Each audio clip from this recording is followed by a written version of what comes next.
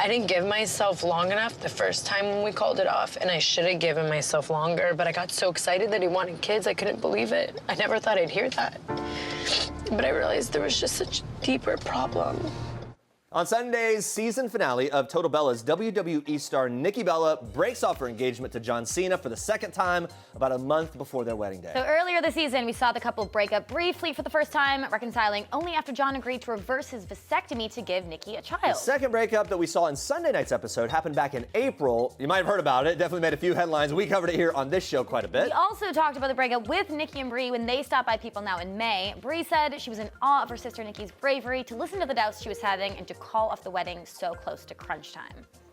The fact that she was able to be in John's shoes and her own and just take that big, brave step and say, let's hold off, I mean, that's courage.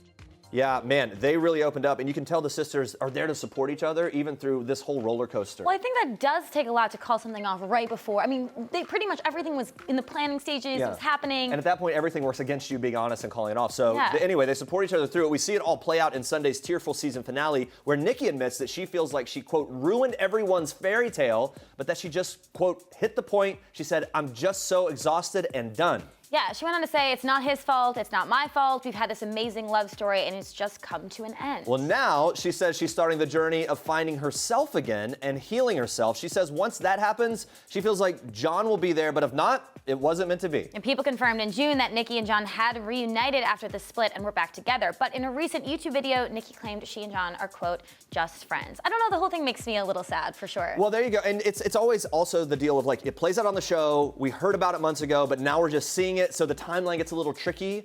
So hopefully we can all get up to speed. She can discover who she really is and I just think after so many times where you break up, you get back together and all of that, eventually you just realize this is maybe toxic. Maybe this isn't gonna work out. I just like them together.